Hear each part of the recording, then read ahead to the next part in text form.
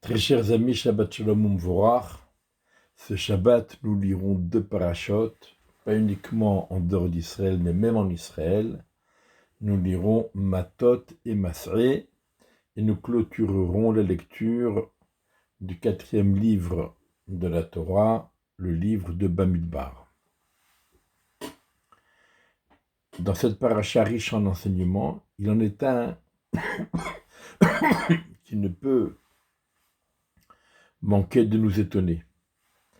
Au début de la paracha Matot, Akadosh Baruch Hu demande à Moshe d'envoyer des guerriers pour venger l'honneur des bénis Israël contre Midian. Donc, Akadosh Baruch Hu dit, le comme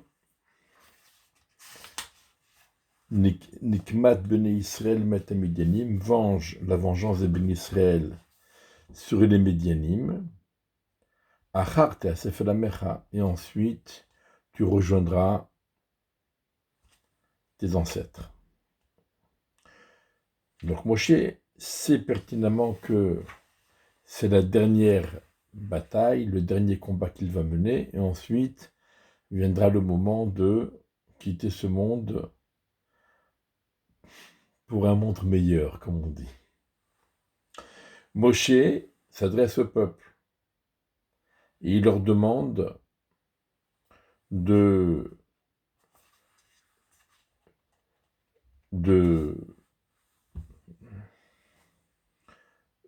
leur demande que des guerriers viennent pour faire la guerre.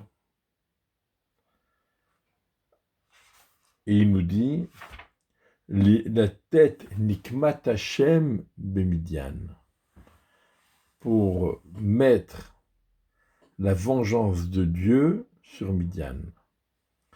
Et on voit comment Akadosh Baruch Hu se préoccupe de venger les bénis Israël, mais Moshe, qui représente les bénis Israël, se préoccupe de venger l'honneur de Dieu. Et on a ici un exemple de réciprocité extraordinaire lorsque chacun se préoccupe de l'autre. Bien sûr, les bénis Israël, sachant que ce serait le dernier combat de Moshe, et qu'ensuite il quitterait ce monde, eh bien ils ont refusé, ils ont traîné la patte. Il a fallu que Moshe les stimule et les encourage et les stimule pour cette guerre. Donc ça, c'est l'ambiance dans laquelle cette guerre va se dérouler. Et quand ils reviennent vainqueurs avec un butin extraordinaire, Moshe sort à leur rencontre avec Elazar et avec tous les princes, et Moshe s'énerve. Vaiktsof Moshe al-Pekudei Hayil, Moshe s'emporta sur les chefs des soldats, les chefs de 1000 et les chefs de 100. Il leur a dit, vous avez laissé en vie les femmes, n'est-ce pas qu'elles ont été, pour les bénis Israël, sur le conseil de Bilam, l'objet de la dépravation, l'objet de la faute des bénis Israël, à tel point qu'une épidémie s'est abattue sur les bénis Israël. Et donc, Moshe s'est emporté. Quelles en a été les conséquences? C'est qu'il a oublié la moitié de son discours. Il y en a qui oublient sans s'emporter. Mais Moshe Rabbeinu, il l'a oublié parce qu'il s'est emporté.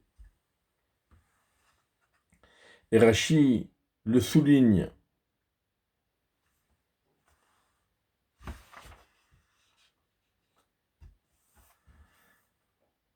Le fit Sheba Moshe Lichlal Kaas, parce que Moshe s'est emporté, alors parce que Moshe s'est emporté, alors il s'est trompé, il a oublié la moitié des halachot qu'il devait enseigner au Béni Israël. Et Rashi nous dit, rappelez-vous, il y a 40 ans,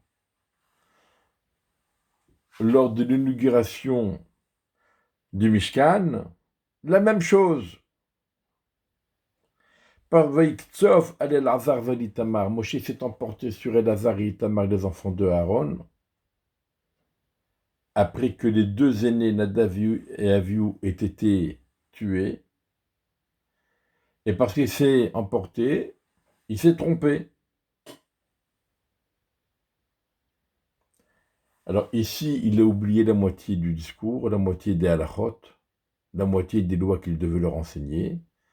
Lors de l'inauguration du Mishkan, il a commis une erreur, et c'est Aaron qui lui a rappelé la halacha.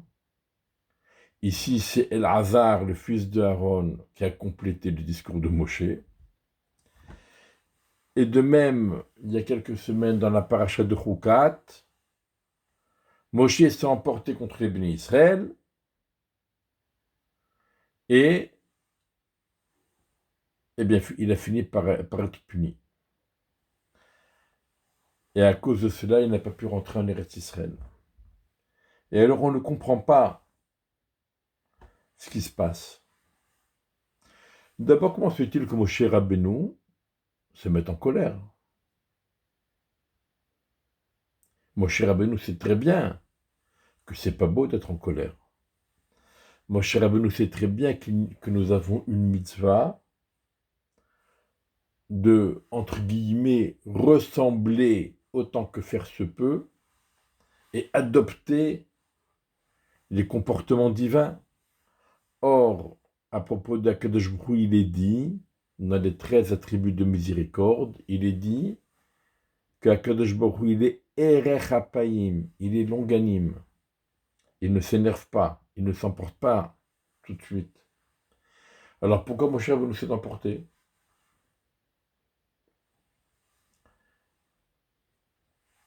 Même si on veut dire que c'est humain de s'emporter de temps en temps, mais cette réponse n'est pas valable pour Moshe Rabbeinu. Mais quand bien même on le dirait,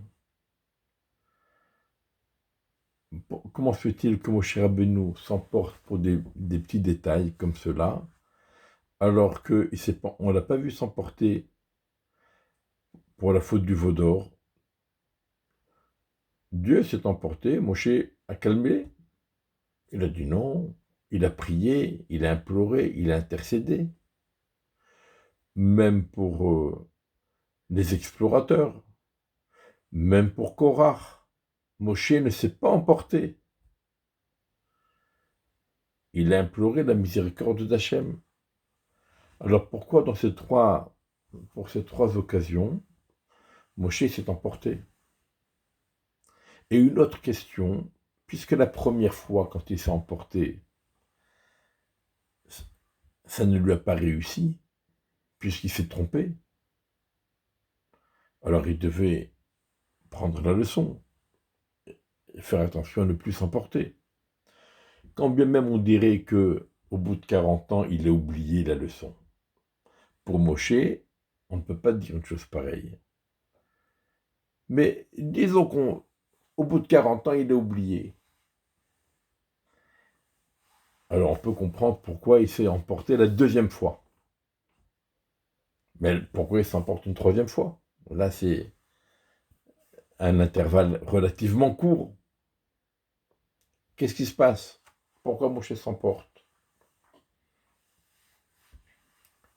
En fait, Moshe Rabbeinu ne s'est pas emporté comme n'importe qui d'entre nous se mettrait en colère. La colère de Moshe Rabbeinu était une colère volontaire et calculée. Parce que les enjeux étaient terribles, extraordinaires. Et Moshe Rabbeinu voulait imprimer le caractère d'importance de ces enjeux. La première fois, Elazar et Itamar ont brûlé le Korban Hatat. Ils ont brûlé le sacrifice expiatoire au lieu de le consommer. Et c'est pour cela que Moshe Rabbeinu s'est emporté, parce que la capara des bénis Israël, l'expiation des fautes des bénis Israël, est directement liée et dépend de la consommation du sacrifice par les Kohanim. Moshe dit à Elazar et Itamar, vous n'êtes pas en train de manger un barbecue, vous ne mangez pas pour le plaisir. Quand vous mangez ce korban, vous avez l'obligation de le consommer, et quand vous le consommez, vous contribuez à l'expiation de la faute des bénis Israël. Et ne pas le consommer, c'est une responsabilité terrible. C'est empêcher la capara des bénis Israël. Et Moshe Rabbeinu voulait marquer les esprits. Qui a mangé et mangé. Il a mangé pour se faire plaisir, mais il a mangé parce que c'est une mitzvah. Manger le Shabbat, manger le Yom Tov, c'est une mitzvah. Et il y a mangé le sacrifice, c'est une obligation de le manger. C'est essentiel. La capara du juif dépend du Kohen qui mange le korban. Voilà pourquoi Moshe Rabbeinu s'est emporté. Ce n'était pas une colère impulsive et instinctive, c'était une colère réfléchie au bon moment pour montrer aux Kohanim leur responsabilité vis-à-vis des sacrifices qu'apportent les bénis Israël. La deuxième fois, Moshe Rabbeinu, 40 ans plus tard, s'est énervé parce qu'il n'y avait plus d'eau. Le puits de Myriam a disparu, il n'y a plus d'eau. Et là-bas, Akadosh Baruch Hu dit à Moshe, prends ton bâton et parle au rocher, il sortira l'eau.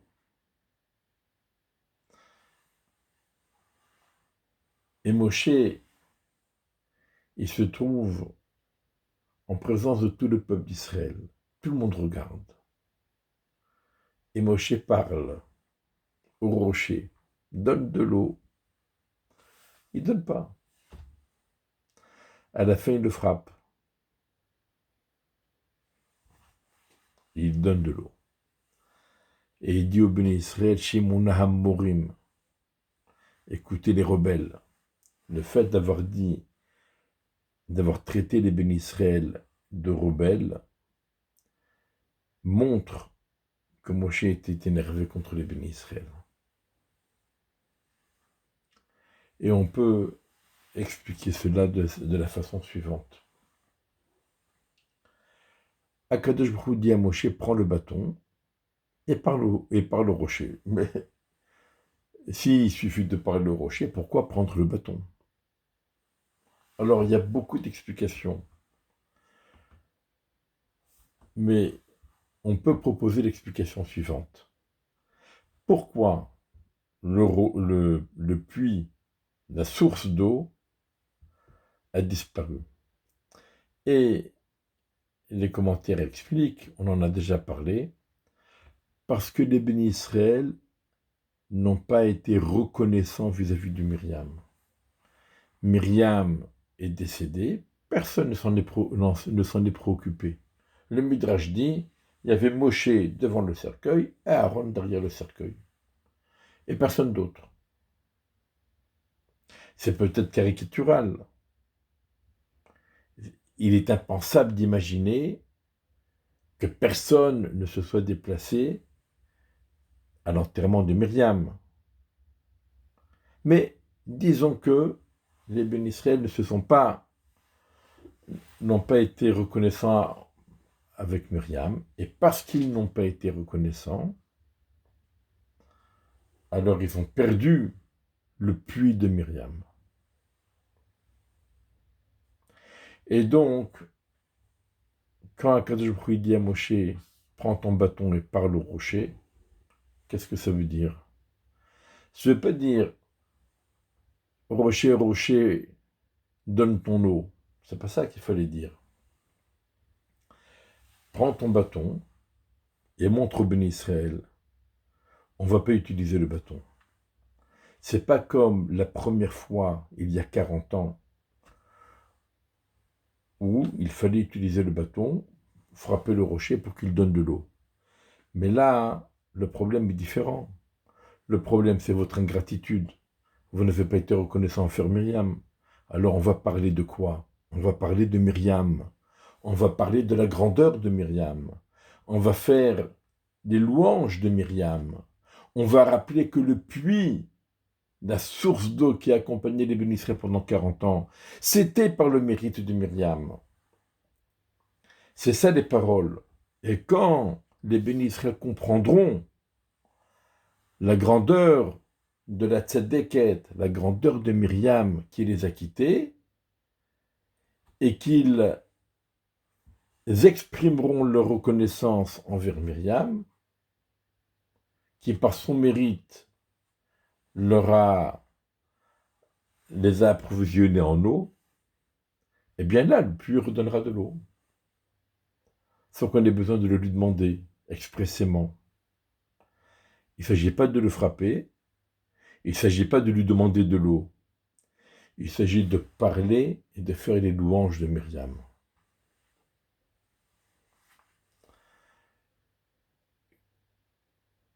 Moshe,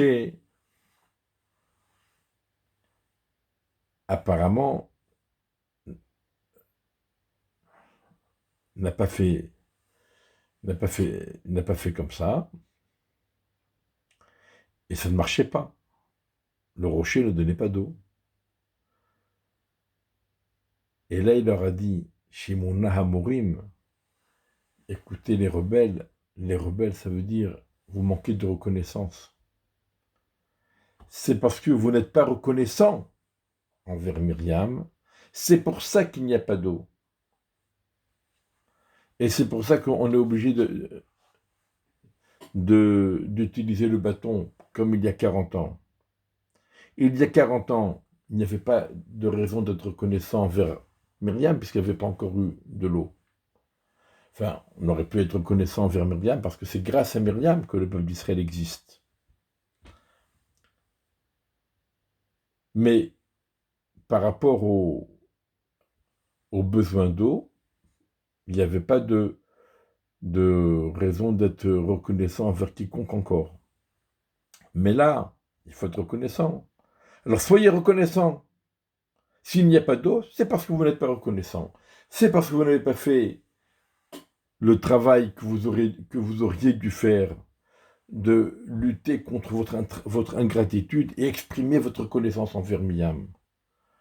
Et c'est pour ça que maintenant encore, il faut, parce que vous êtes ingrat et vous ne voulez pas changer, c'est pour ça qu'il va falloir utiliser le bâton et il va falloir en subir les conséquences. C'était ça la leçon que Moshe a voulu donner aux Béné Israël en les traitant de Morim. Et la troisième fois, c'est maintenant. Comment vous avez épargné les filles et vous les avez ramenées avec vous, alors que c'est elles qui vous ont fait succomber dans la faute et qui vous ont provoqué une épidémie qui a tué 24 000 personnes, sans compter tous les morts qui ont été tués par la justice. Presque 180 000 ont été tués par les juges, et à part cela, 24 000 par l'épidémie. Et là, Moshe Rabbeinu veut enseigner au Béni Israël une leçon très importante. Faut pas retomber dans le piège. Quand on est tombé une fois dans le piège, eh bien, on ne retombe pas une deuxième fois. Elles vous ont fait fauter une première fois, c'est pas la peine de les ramener. Il faut les tuer, ne serait-ce que parce qu'elles vous ont fait fauter. Mais tout simplement parce qu'elles représentent un danger. Ce n'est pas uniquement les tuer pour les punir, mais aussi parce qu'elles présentent pour vous un danger. Et vous n'auriez pas dû les ramener au sein du peuple d'Israël. Ne soyez pas sûrs de vous. On a enseigné dans Pirkei Avot, Al ta'amin batzmecha ad yom otar. Ne te fais pas confiance. Sois toujours sur tes gardes. Sois toujours conscient du danger qui guette.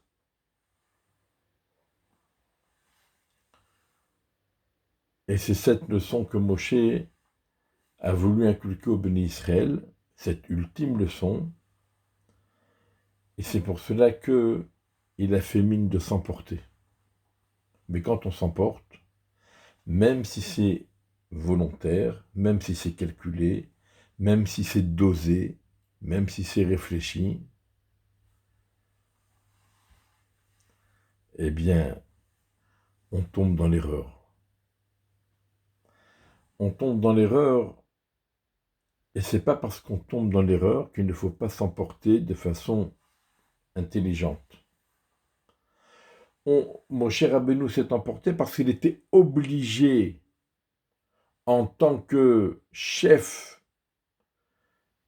et guide spirituel du peuple d'Israël, il était obligé de s'exprimer avec colère pour inculquer au Béni Israël les leçons de vie qu'il devait leur inculquer.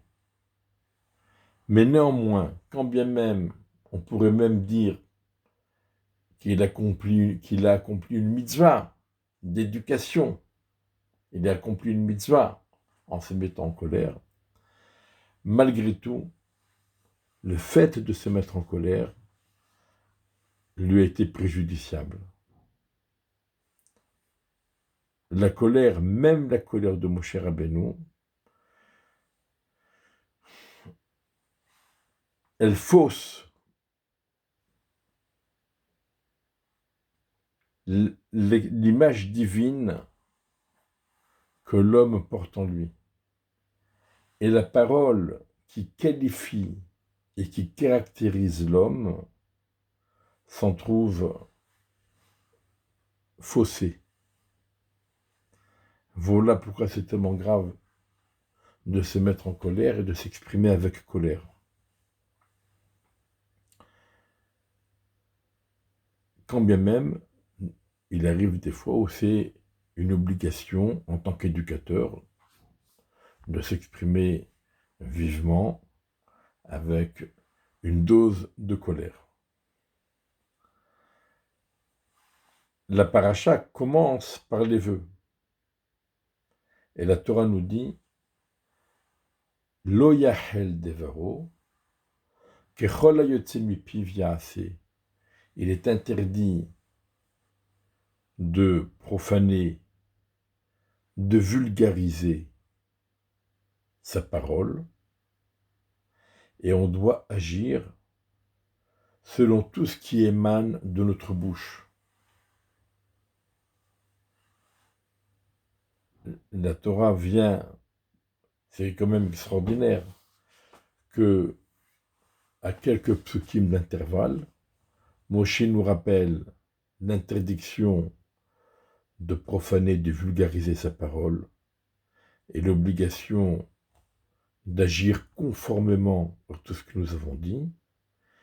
Et quelques psukim après, on le voit s'exprimer avec colère, comme si que Moshe avait oublié la leçon générale qu'il venait d'enseigner au Béni Israël. Donc comme on a dit, non. Moshe Rabbeinu sait très bien qu'il est interdit de profaner, de vulgariser sa parole. Mais il est obligé d'utiliser sa parole, cet outil tellement précieux auquel dépendent tellement de mitzvot. On n'a pas le droit de mentir, on n'a pas le droit de dire des grossièretés, on n'a pas le droit de dire des mots méchants et désagréables, on n'a pas le droit de dire du lachon hara, on n'a pas le droit de jurer à faux.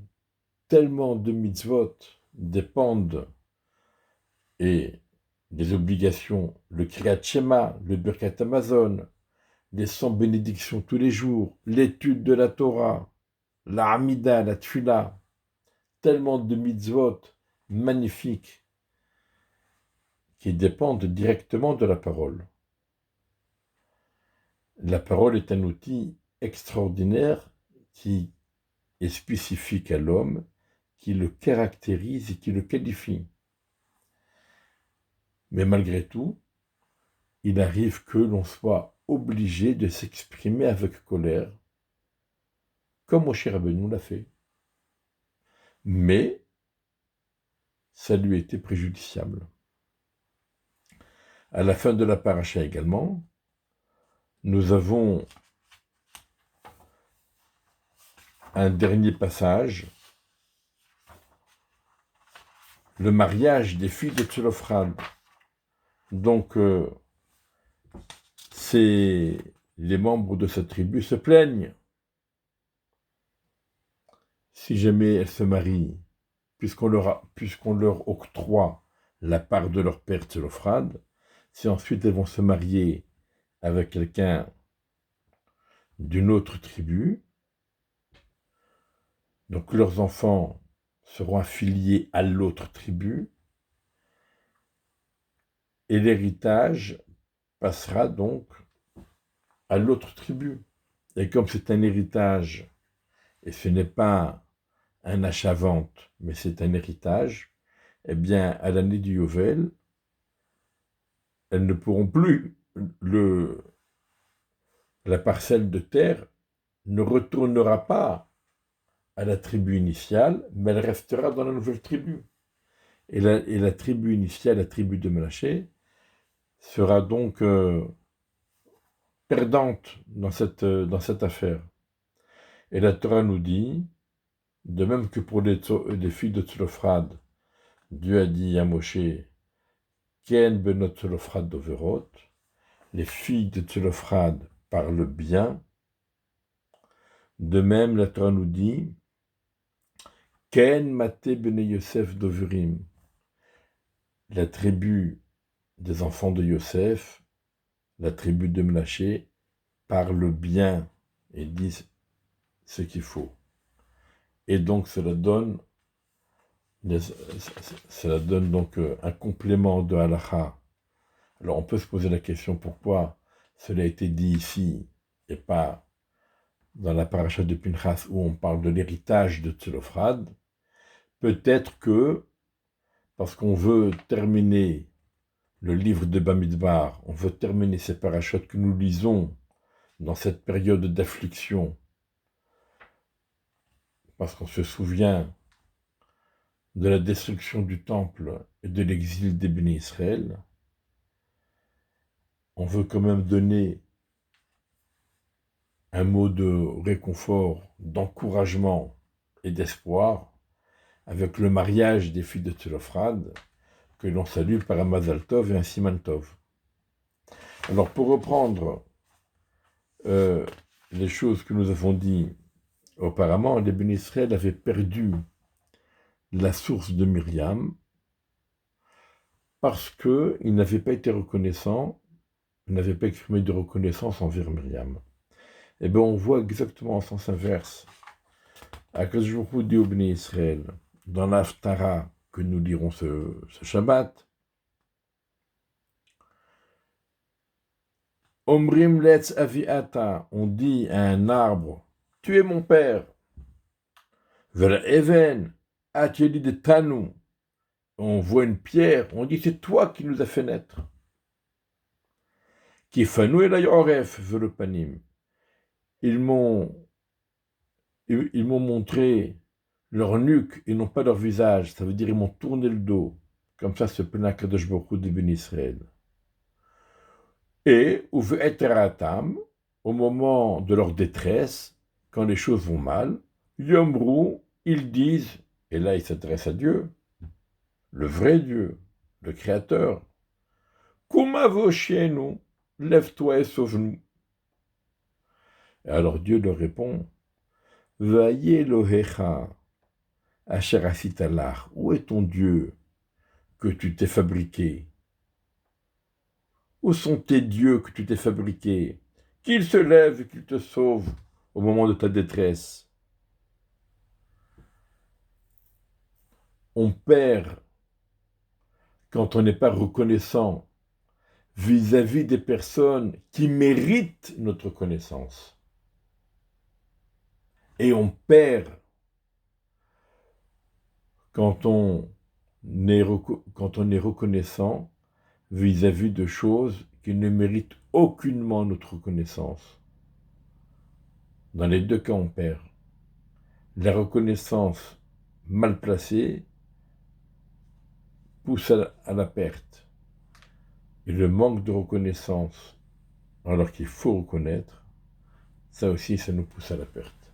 Alors, soyons reconnaissants vis-à-vis des bonnes personnes, et en particulier vis-à-vis d'Akadosh Baruch Hu, dans la Hamida, dans la prière, quand on dit Modi Manachnular, on te remercie Akadosh Baruch Hu, on doit ressentir cette reconnaissance vis-à-vis d'Akadosh Baruch Hu, vis-à-vis de nos parents, de nos ancêtres, de nos amis, de nos maîtres, de tous ceux qui nous soutiennent, et être toujours reconnaissant. Et que par le mérite de cette mitzvah, de cette qualité de la reconnaissance, eh bien, Akadosh Baruch Hu nous accorde le Beth Amikdash, la venue de Mashiach Tzidkenu, la Géoula complète, et que l'on soit tous réunis ensemble, reconnaissants vis-à-vis de Dieu, et prêts à le servir comme à l'époque. Shabbat Shalom Umvorach, et bien sûr Rosh Chodesh Tov Umvorach, puisque Rosh Chodesh Av, ce sera mardi soir et mercredi prochain. Shabbat Shalom Umvorach.